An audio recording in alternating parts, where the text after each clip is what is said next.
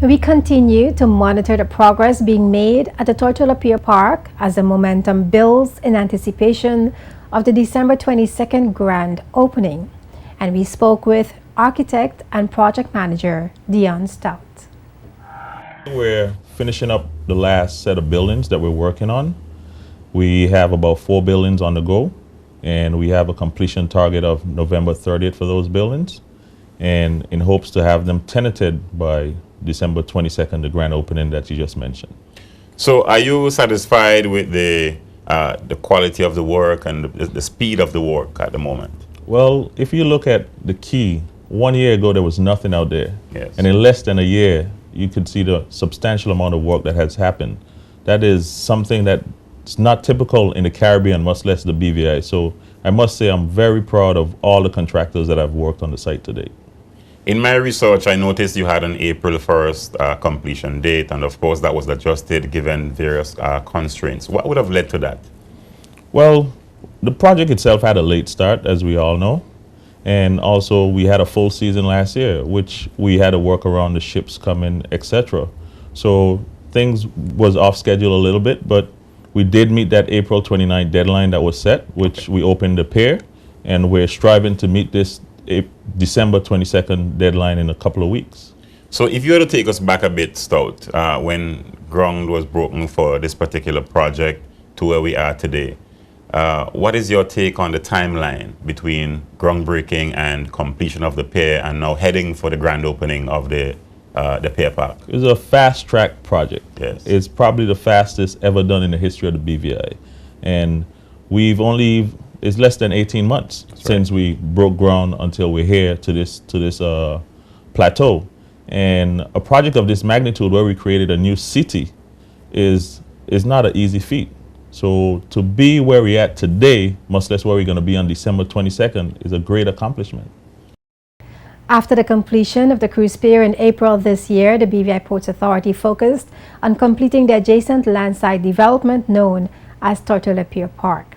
Leasing and marketing manager Meslyn Allen spoke to JTV News about the preparations for December 22nd during an on-site visit on November 12th. We continue our coverage, our monitoring of the preparations for the grand opening of the Tortola Pier Park on December 22nd. And this week we are in a store called Cedar White. We're going to find out more about that concept. But first of all, Meslyn, I understand Cedar White is a featured store this week. Tell us why Cedar White. Well, what we try to do is we try to feature one store a week to get the public and the visitors familiar with the stores and what's to offer. So when they come here and shop, they know exactly where they want to go and they know exactly what they want. So, we have such a great concept here with Elaine from Cedar White, where she's featuring products from designers throughout the Caribbean. So, we are really excited about it, and we wanted everyone to know about her fantastic offerings. And she has also just opened her store. So we think this is the ideal time to get the word out on what she has to offer. Of course, Meslyn Allen is leasing and marketing manager here at Tortola Pier Park. Last week, we were at Imperial Shell Crafters, and this week, Cedar White. Tell us about this concept. Okay. I'm Elaine Smith. I'm from the BVI on my father's side, so I'm a belonger. And the concept behind Cedar White is one of supporting Caribbean fashion. So the name is after the territorial tree of the BVI. So I wanted everyone, I'm trying to put the BVI on the map in terms of fashion and also in supporting local fashion. So we have different brands here. We have Treffle, which is from the BVI, made by Kristen Fraser. And we have brands such as Paradise Prints, which is from St. Lucia, Membet handbags, which are also from St. Lucia. And we have Bene Carib and Corporate Couture Jewelry, which are both from Trinidad. So there's a little piece of the region that anyone can pick up if they want to come into the store and buy something.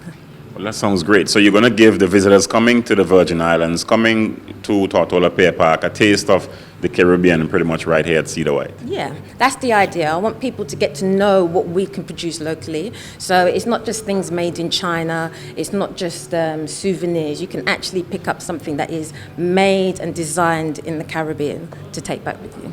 What about your expectations for the grand opening coming up in December, and as the many cruise ships and so forth come through and the different visitors walk through here and come to your store?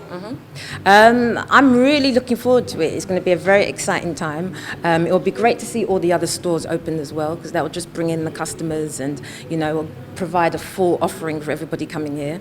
But it will be lovely to be able to welcome the locals in fully. At the moment, it's only during cruise ship days, but it will be great to see everybody come down and just come and shop and enjoy the whole experience. And I notice you're wearing something that looks pretty much to what you're selling as well. So is this also a local piece? This is one of my Cedar White pieces. This leopard print dress is very comfortable, flowing. It's great for the weather.